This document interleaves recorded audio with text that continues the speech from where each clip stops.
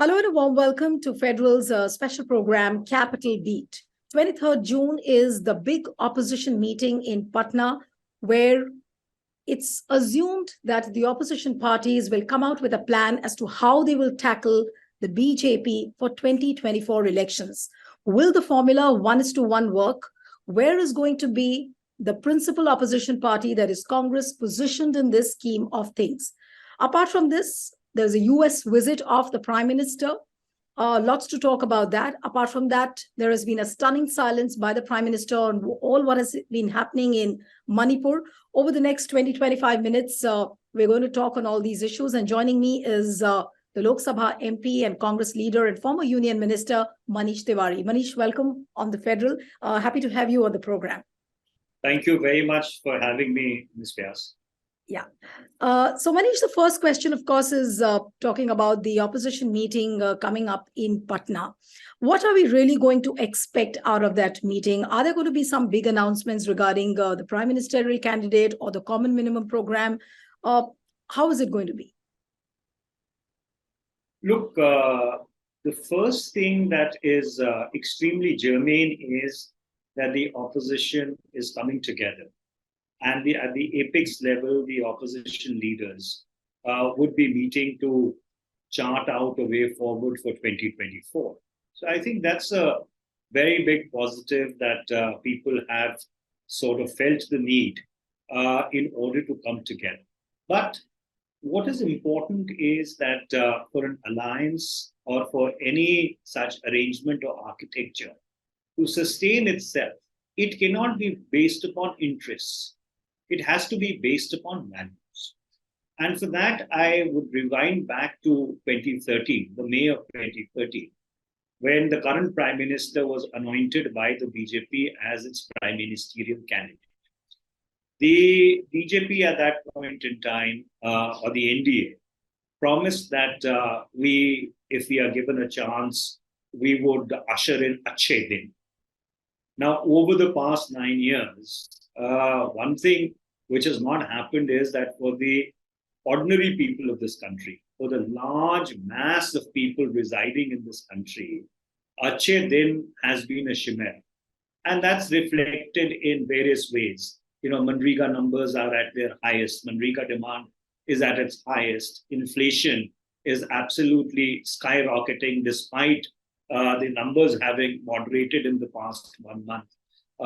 Food inflation, fuel inflation has absolutely squelched household budgets. So therefore, under those circumstances, you require an alternative vision for India. You require an architecture which is based upon values. And the values are that we will build a liberal democratic edifice again. We will be consistent to the values enshrined in the Constitution. And therefore, what we will present to the people is an alternative to what they have got from the NDA BJP in the past 9 years. Ultimately, the rest of it is mechanical, right? It is tactical. Whether it is 1-to-1 or it is how you work that out. Those are really tactics. The broad takeaway, which at least I would look for if I would don my hat as a columnist, is that what is the structure and the architecture of values that the opposition is able to put forth as an alternative to this country. Okay.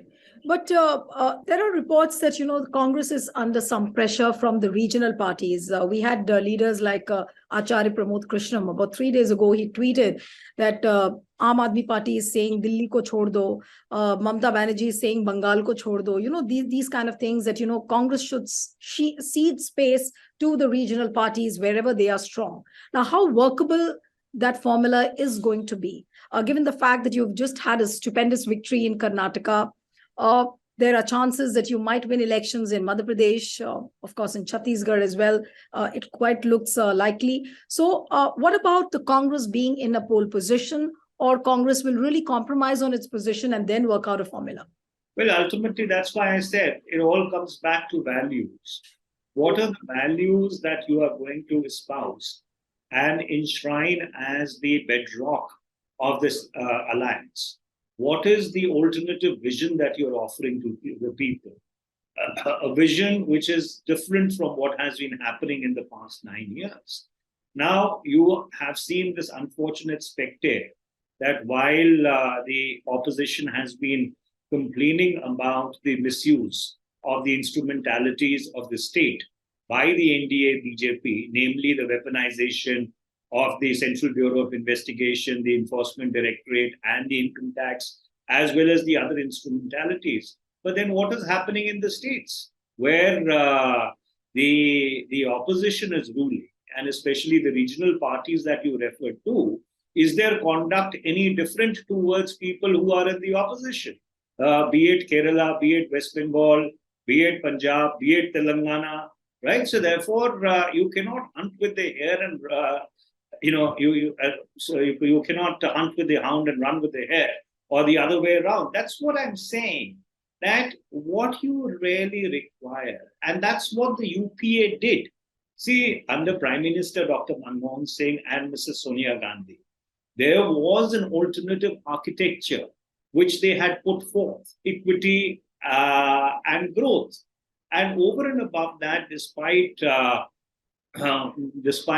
absolutely venomous press which the UPA received, we never resorted to any kind of coercion at all. In fact, there was hardly or minimal use of agencies against leading figures in the opposition. Some, of course, have complained, but compared to what's been happening in the past 9 years, it was not even, let's say, to an nth percent. So ultimately, the opposition first has to decide that, look, these are the values that we stand for. This is what we are going to offer the people of this country. And ultimately, those who subscribe to this vision, right, and are willing to sign on, that this country would be run according to the rule of law. It would be run on the principles of democracy. It would be run on the principles of freedom of speech. It would be run on the principles of tolerating dissent. Right. Wherever we are, whether at the center or in the states, those are the principles which are very important. Ultimately, once you've got that in place, the rest is a question of mechanics as to who's going to fight which seat. So therefore, if you start with the mechanics first, I'm afraid you lose the vision. You're right that the broad architecture as far as the principles and the values are concerned, of course there is a meeting point, and it looks like that there is a meeting point. But then ultimately it also boils down to the pole position of Congress. Where is the Congress positioned in all this? Is that all secondary, you are saying, for the moment? So that is indeed secondary. If, let us suppose, no alliance can be based upon anti-BJPism. Right? That would be an absolutely fallacious first step to start with. Any alliance has to offer a credible alternative to the people, a credible alternative in which gives hope to people, which tells them that this country will be dragged out of its current morass, which tells them that the youth will get employment, that the agriculture sector will not be Manrega dependent in order to give livelihoods to people, a country where people are not going to be criminalized for expressing honest dissent. People are not going to be put behind bars for tweeting, an opinion which somebody else may not like. So therefore, all the things that you claim or ostensibly the NDA BJP has been doing, first of all, you have to forswear that in your current avatars, wherever you are, you will not do the same thing. And so therefore, people will then start trusting you, and people will then say that, all right, fine, here is a set of people who have long experience in public life and who have decided to absolutely be true to the constitutional design and the constitutional values which the founding fathers, led by Dr. Babasaheb Ambedkar and Jawaharlal Nehru, had enshrined into the Constitution of India. So therefore, I think that's what you need to get right first. So Manish, then according to what you're saying, can we expect some kind of a plan on the common minimum program then? Can that be fleshed out? I think this is the first meeting.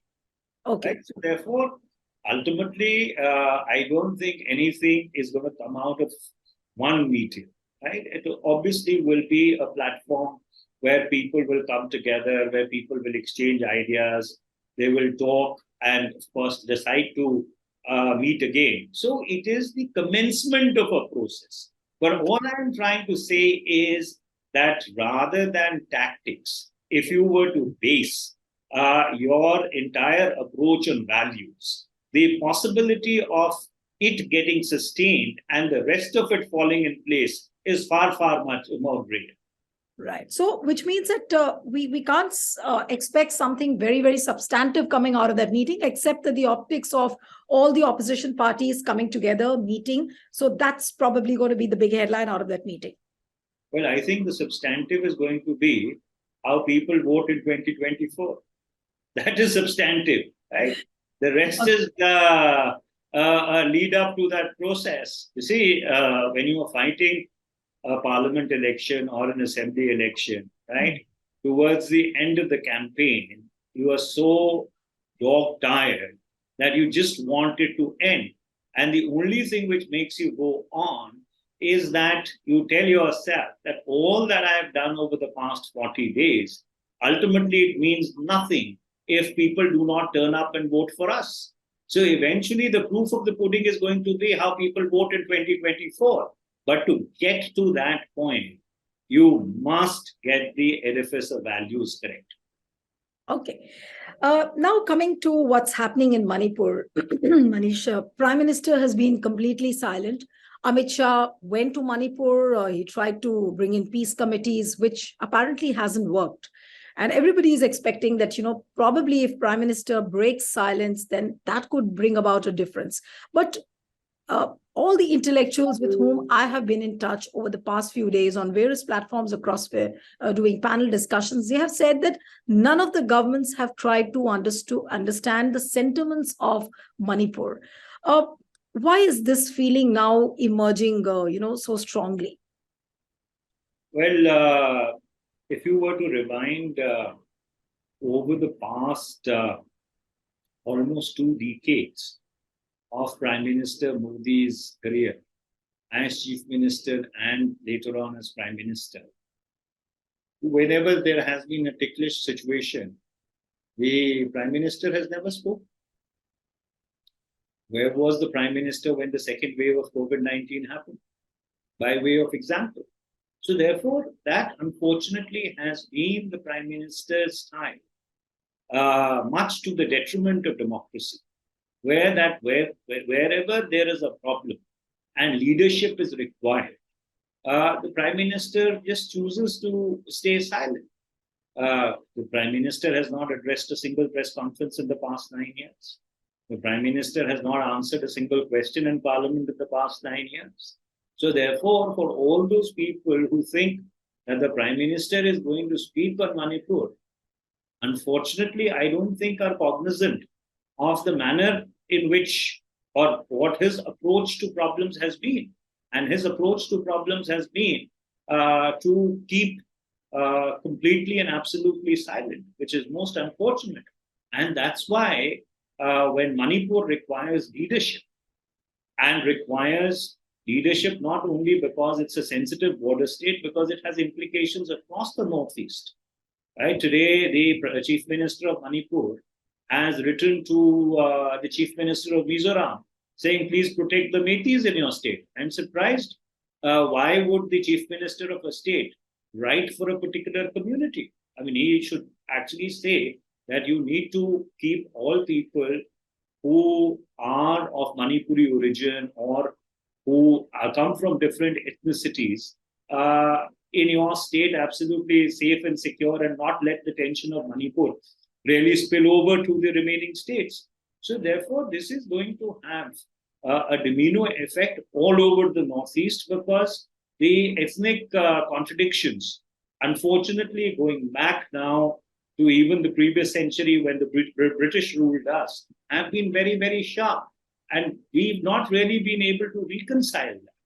And therefore, not only the Prime Minister, but more importantly, uh, senior ministers of the government of India should have been there in Manipur in order to ensure that things are brought under control. You have this strange situation whereby houses of central ministers are being burnt down.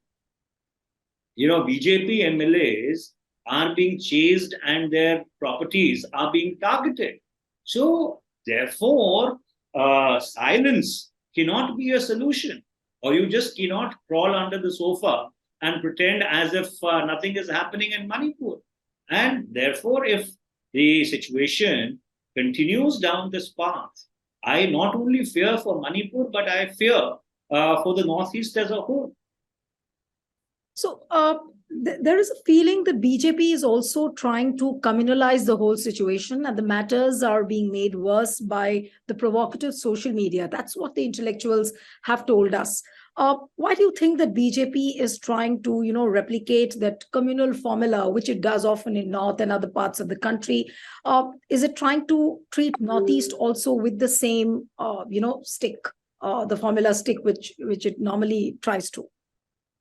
Look, let me tell you, the politics of polarization, or polarization on a slow burn, may fetch someone electoral dividends in the heartland of India. But when you try this stunt, or when you try this extremely divisive and puerile form of politics in India's border states, be it the Northeast, be it Punjab, be it Jammu and Kashmir, there is hell to pay in terms of national security. So therefore, if at all, because I am not an expert on Manipur, I have not followed the situation very carefully, but what if you are saying is correct, then God forbid, we are in for really tough times. And I do hope that if at all the NDA BJP has gone down that path, for various reasons which are best known to them, it is time that they stop this immediately, because there are enough people who are waiting to fish in troubled waters. Let's not forget the fact that for 36 months running now, we have an active line of actual control. And most of these insurgent groups, if you go back to the 50s and 60s, 70s, and the 80s, have been actually funded and trained by the Chinese, with very active connivance of some of our other neighbors. So therefore, that's why I'm saying that this whole politics of polarization, or politics of the slow burn, right, may fetch you electoral dividends in other parts of the country. But when you try it in the border states, there is hell to pay. And I think India's own postmodern history, or post-independent history, bears testimony to this fact. Indeed, that's very disturbing to see what's really happening in Manipur. But shifting focus now, of course, to how recently, the Nehru Memorial Library was renamed, and it was called the Prime Minister's Museum and Library and Society. There is a feeling that BJP government repeatedly is trying to wipe out the Nehru legacy. Congress, of course, has given strong reactions. You also tweeted, and a couple of other leaders have also tweeted. But what would you really say to this move by the BJP? So let's address the elephant in the room. Why does the right wing so hate former Prime Minister Jawaharlal Nehru? And the answer is very simple. If you were to rewind back to the partition of India, there are three things which emerged from the partition of India. There was an Islamic Pakistan, and there were two competing visions. One vision believed that India should be that place where, irrespective of caste, community, creed, religion, region, everybody should be treated as an equal. And under this rainbow, everybody should have equality of place and equality of opportunity. That was the vision which was espoused by Jawaharlal Nehru and his fellow travelers. There was another vision of India, which believed that since we had a religious partition, that religious partition should have gone to a logical conclusion. In other words, if there was a Muslim Pakistan, there should have been a Hindu India. The former vision, led by Prime Minister Nehru and his ideological fellow travelers, actually held the field for 7 decades. And they enshrined that vision into the constitutional design of India.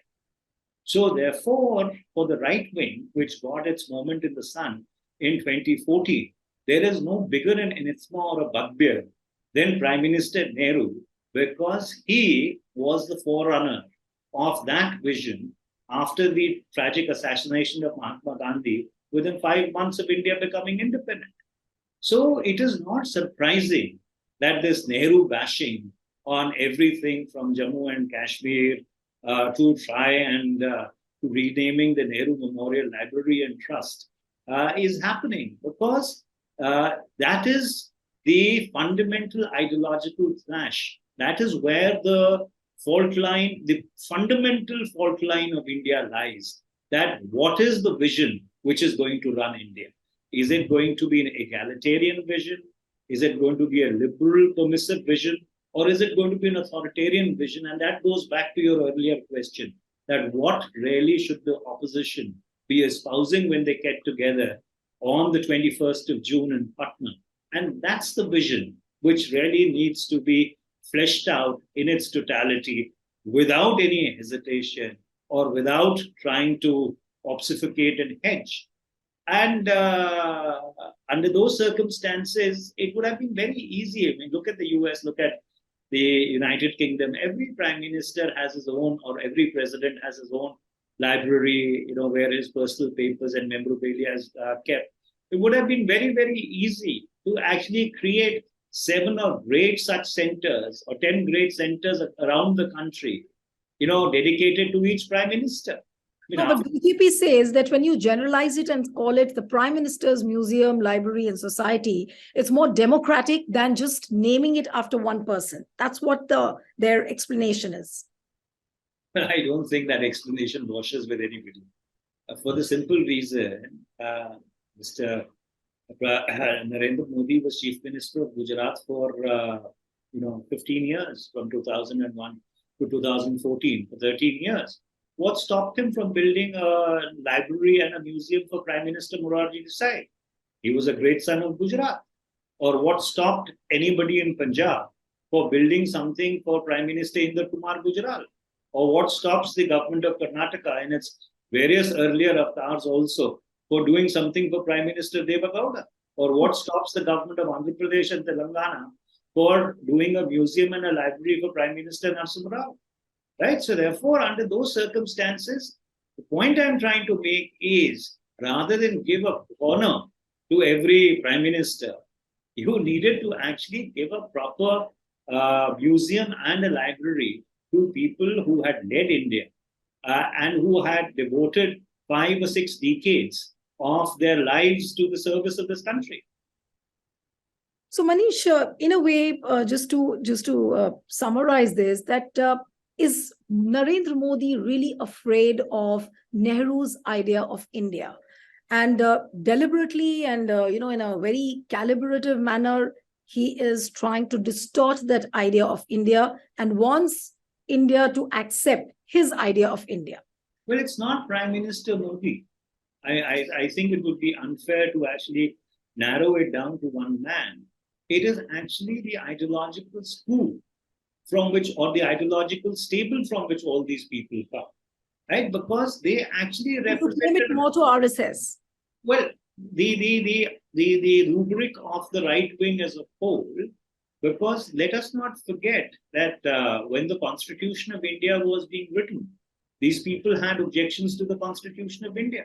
Many of them actually never ever flew the national flag on their respective headquarters or buildings for many long years. So therefore, Primarily because, you see, it's very interesting that if you go back to the early 20th century or the period between the turn of the century and 1947, there were very, very fierce debates as the freedom movement progressed about what should be the future of India.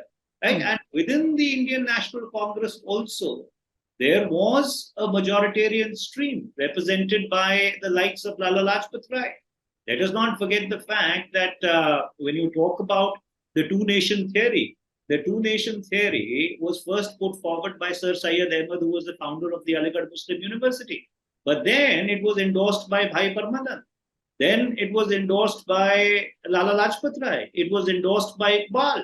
It was then endorsed by Sarwarkar, and then endorsed by Jinnah. So therefore, in those 47 years between the time when we started seriously fighting British imperialism and India's independence, the clash between these two visions of India has always been there. So what you see is actually the unfinished ideological battle of 1947 play itself out even today. Right.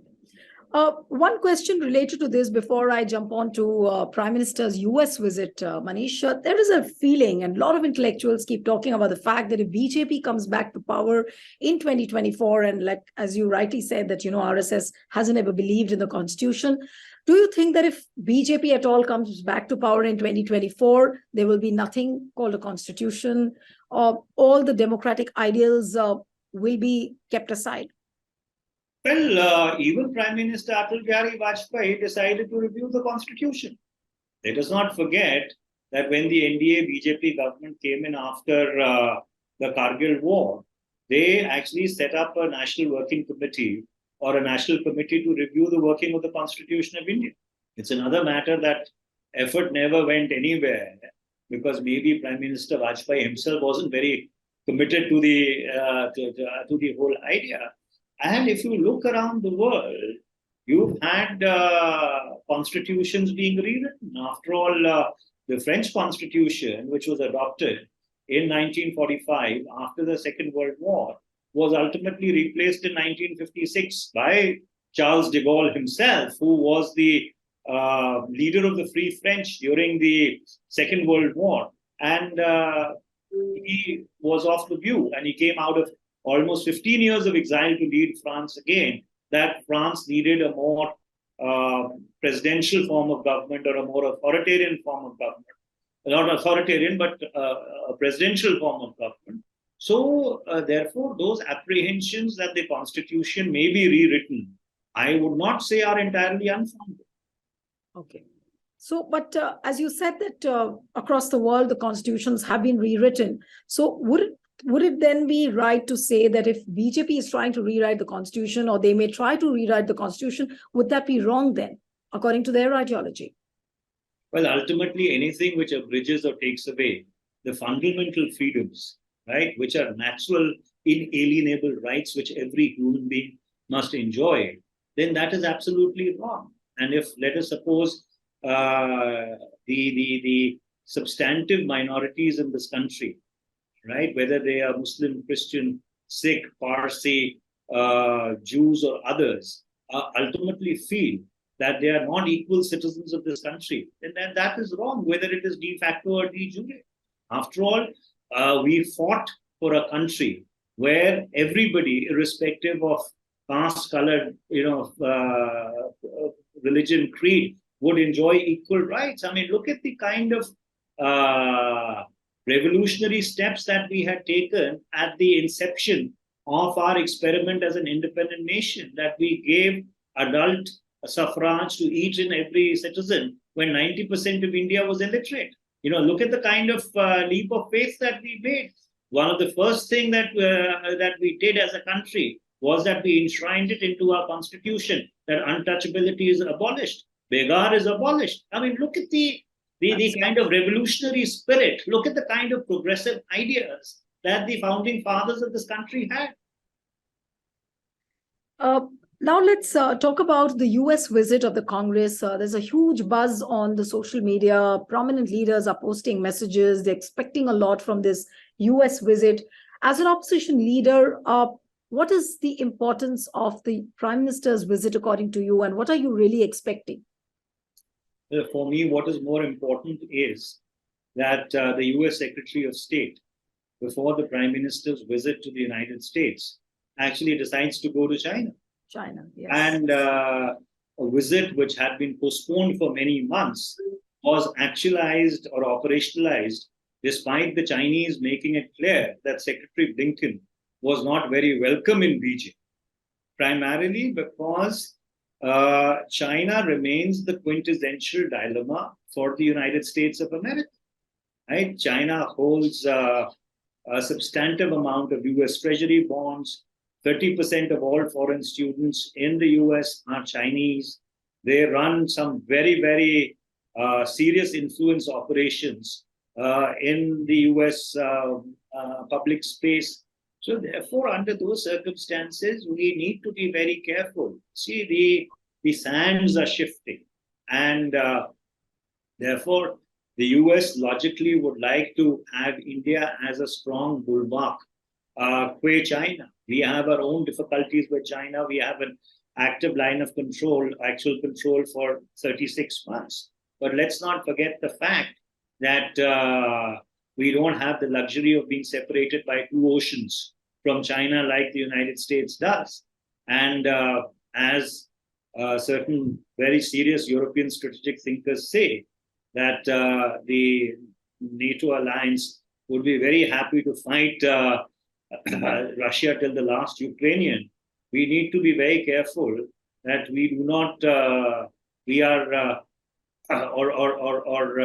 the Western alliance does not fight China to the last Indian.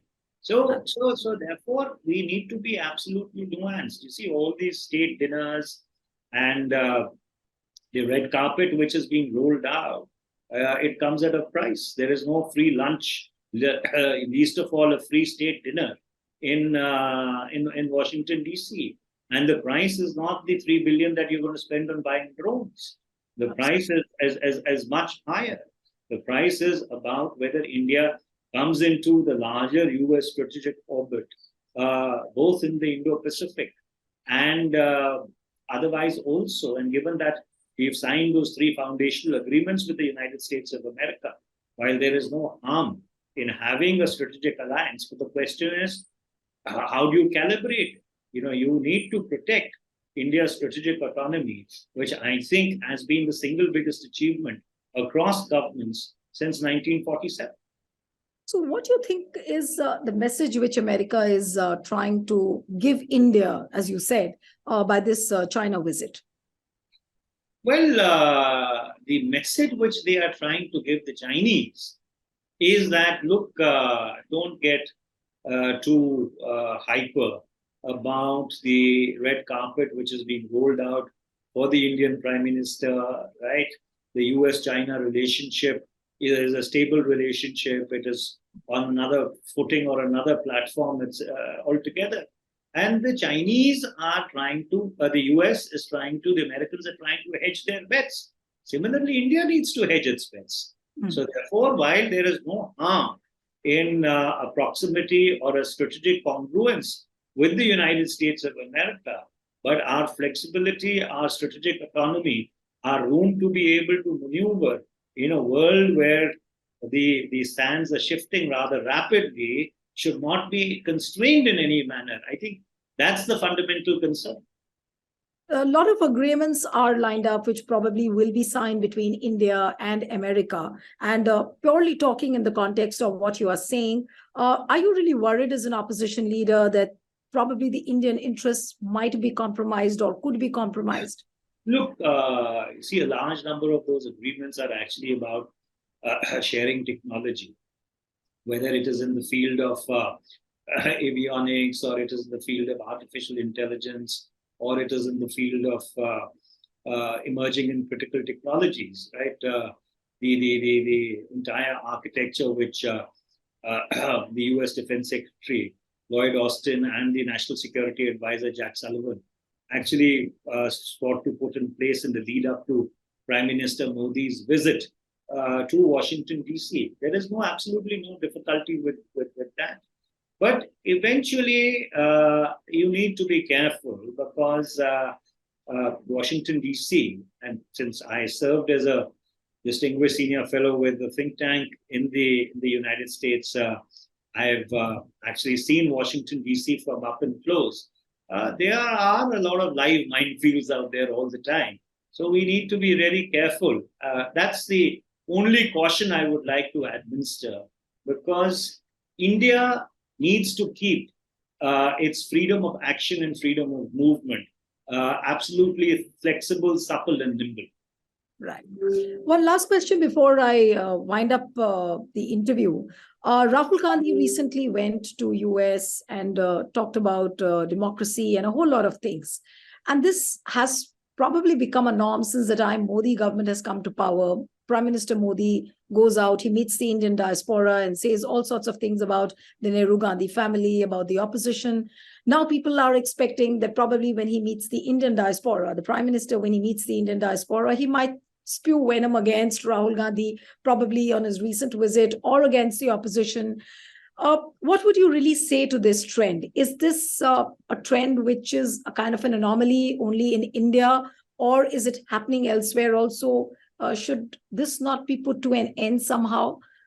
Well, it's unhealthy and extremely unhelpful to India's interests.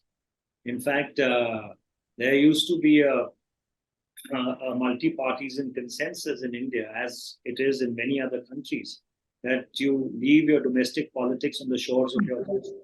And therefore, this practice, which unfortunately was inaugurated post-2014, of carrying your domestic contradictions to foreign soil, makes India a laughingstock around the world. And so therefore, under those circumstances, this is something which needs to be constrained, prescribed, and people must exercise. And especially it is the responsibility of the ruling party to lead by example, for the simple reason that if you do this, then obviously there will be a tit for tat. And then if you are to turn around and say that somebody criticizes us on foreign soil and try to equate us with India, right? That's something which does not wash at all. For example, you saw the most ludicrous spectacle of ruling party MPs not allowing the budget session or the second half of the budget session to function on a completely speculative premise, and ultimately ensuring that a 45 lakh crore budget gets passed without any discussion and other critical legislation. I mean, to this day, nobody has been able to point out that what is it that Shri Rahul Gandhi said in the United Kingdom, which was so objectionable that you wiped out the second leg of the budget session.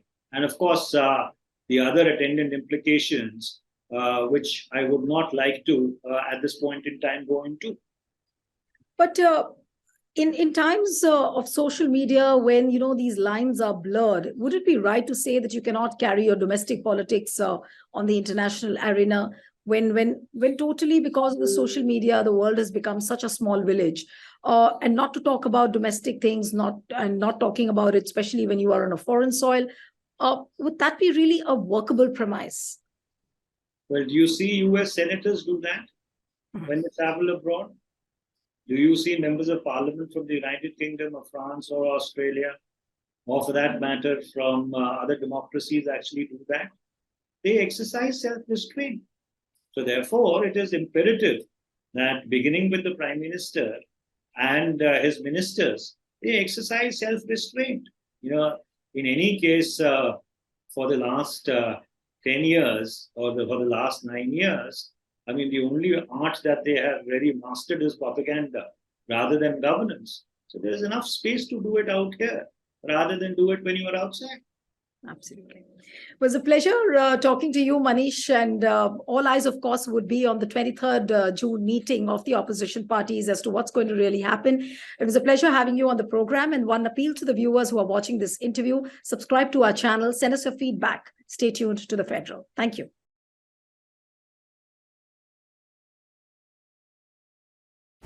Subscribe to the Federal's YouTube page for more news and updates.